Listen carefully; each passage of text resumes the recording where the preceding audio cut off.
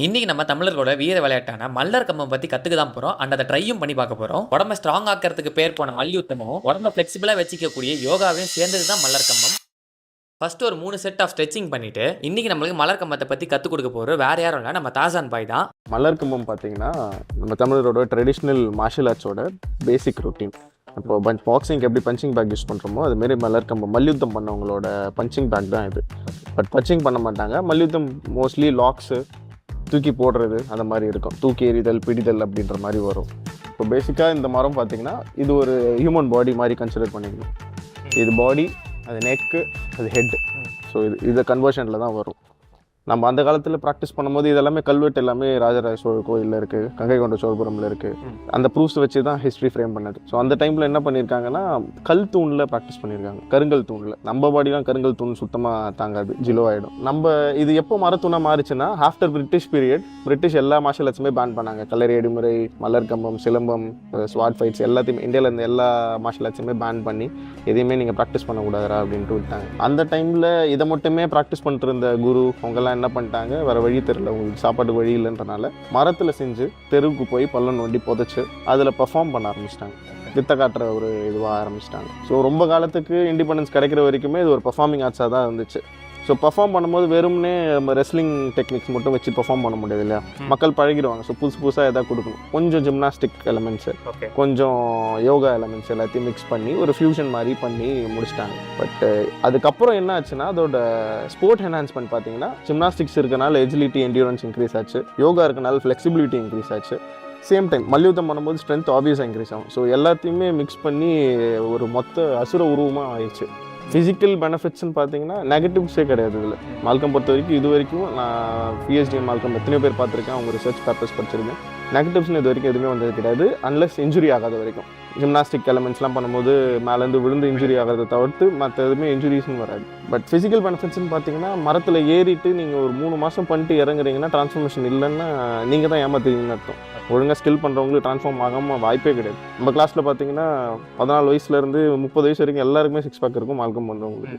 First பேசிக் ஸ்கில்லான புடி தான் try பண்ணேன். நம்ம ஆப்போனண்டோட கழுத்தை பிடிச்சி புடி போகிறத கான்செப்ட். ஃபர்ஸ்ட் டைம் பண்ணுறப்ப கொஞ்சம் பயமாக இருந்தனால நம்ம தாசான் பாய் நம்மளை அசிஸ்ட் பண்ணாரு. பட் செகண்ட் டைம் என் மேலே கொஞ்சம் நம்பிக்கை வந்தனால நானே பண்ணிட்டேன். கால் மேலே ஏற்றுங்க. நைஸ். மறுபடியும் ரிலீஸ். இங்கே சேர்த்து வச்சுக்கோங்க. 1 2. தமிழ் ஸ்போர்ட்டாக தான் இருந்துச்சு. தமிழ் ஸ்போர்ட்டு தான் ராஜராஜ சோழ காலத்திலலாம் ரொம்ப ஃபேமஸாக இருந்த ஸ்போர்ட்டு. பட் ஆஃப்டர் இண்டிபெண்டன்ஸ் மத்திய பிரதேஷில் தான் இதை எடுத்து அஃபிஷியல் ஸ்போர்ட்டாக அனௌன்ஸ் பண்ணிட்டாங்க. இப்போதைக்கு இது தமிழ்நாடோட ஸ்போர்ட்டாக நம்ம சொந்தம் கொண்டாட முடியாது, ஏன்னா மத்திய பிரதேஷோட ஸ்டேட் ஸ்போர்ட் இது. அண்ட் இந்தியாவில் டாமினேட் பண்ணுறது யாருன்னு பார்த்தீங்கன்னா மகாராஷ்டிரா டீம்.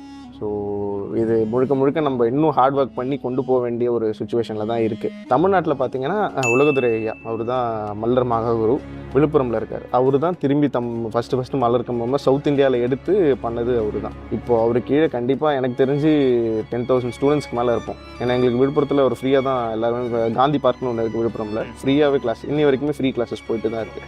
ஸோ அவர் ஒருத்தர் தான் ஃபாதர் ஆஃப் மல்லர் கம்பம்னு சொல்லிட்டு சவுத் இந்தியாவில் சொல்லுவோம். மத்திய பிரதேஷ், மகாராஷ்டிரா மாதிரி ஸ்டேட்ஸ் வந்து இதை டேக் ஓவர் பண்ணி போயிட்டு இருக்கிறதுக்கு நம்ம கொஞ்சம் டாமினேட் பண்ணோம்னா நிறைய அத்லீட்ஸ் வரணும்.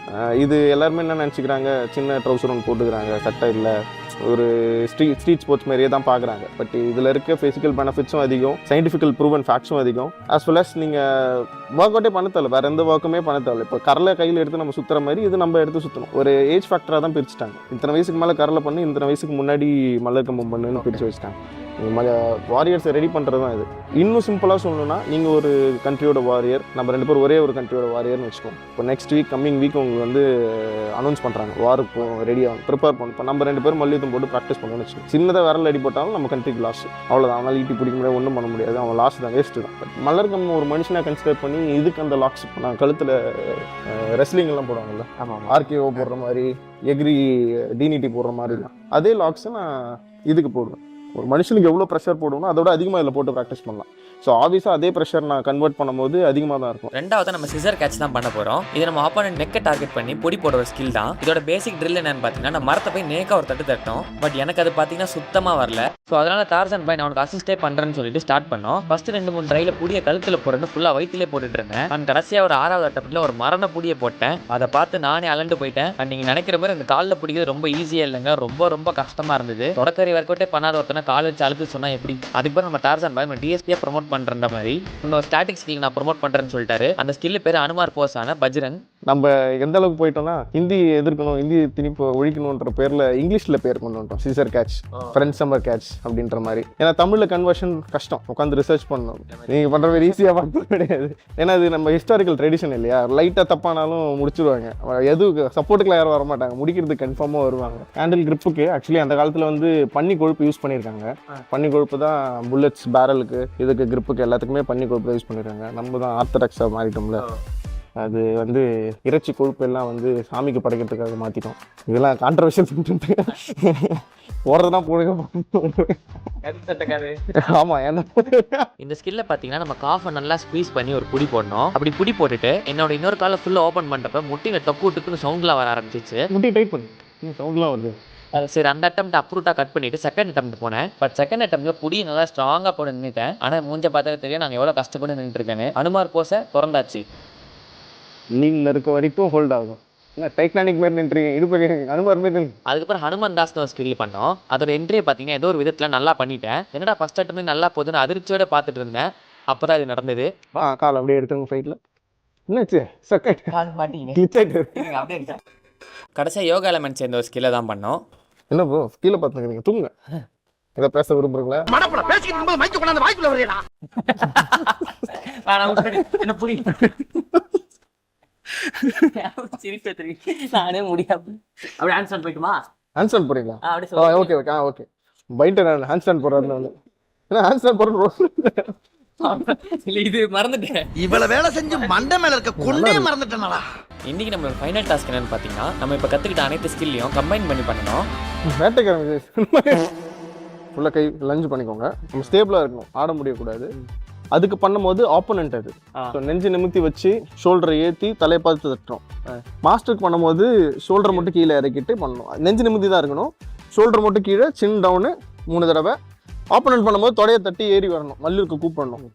ஊரில் எல்லாத்துக்குமே மல்லுக்கு இப்படி தான் பண்ணுவாங்க. ஸோ மல்லுக்கு கூப்பிடணும். மாஸ்டருக்கு பண்ணும்போது தொடையை தட்டக்கூடாது, கை உள்ள. இது ஒரு ப்ரெஷர் பாயிண்ட்டு, நசுக்கிக்கோங்க. இது இப்படி எடுக்க முடியக்கூடாது, அந்த அளவுக்கு ப்ரெஷர் பாயிண்ட் கொடுக்கணும். 3 டேப்,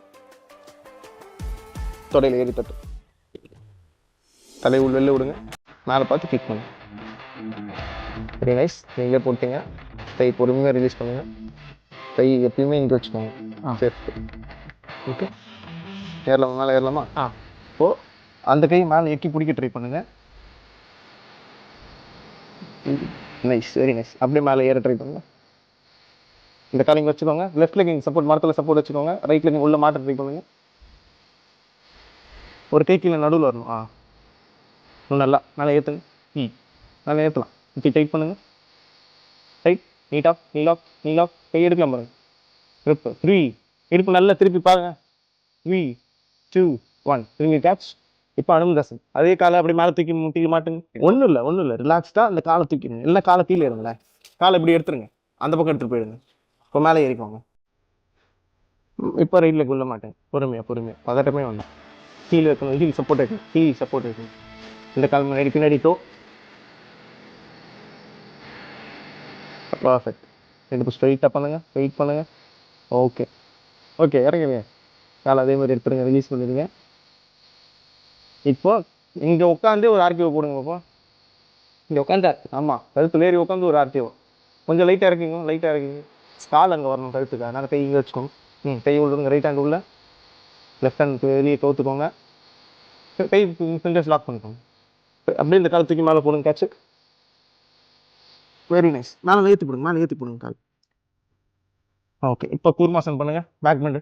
இல்லை கால் நல்லா லாக் ஆகல பாருங்கள். சப்போஸ் கால் போடுற மாதிரி வரணும். Correct, super. ஈஸியாக பிடிக்கலாம் பாருங்க. நான் பக்கத்தில் நிற்கிற மாதிரி விடாங்க. ஓகே, இந்த முந்து பாருங்கள். Very nice. இப்போ பண்ணிட்டீங்க, நல்லாவே பண்ணுங்க. இன்னும் மேலே வரணும், பட் பரவாயில்ல. டிஸ்மவுண்ட் அடிக்கலாமா? டிஸ்மவுண்ட் அடிச்சுட்டு கேமரா பார்த்து சரிங்களா? கை சரிங்களா? கால் கொஞ்சம் நீட்டுங்க. கால் நல்லா லாக் ஆகிருக்கு, ரிலீஸ் ஆகாது. அப்புறம் கால் நீட்டி லாக் பண்ணு. ஓகே. கை வச்சுங்க நெஞ்சில். ரெடி ரெடி 1 2 ரெண்டாவது கவுண்டிங் வந்துட்டார். கரெக்டா கரெக்ட். கடைசியாக கம்பத்துக்கும் டார்சான் பாய்க்கும் ஒரு நன்றியை சொல்லிட்டு இன்னைக்கு செஷனை முடிச்சாச்சு.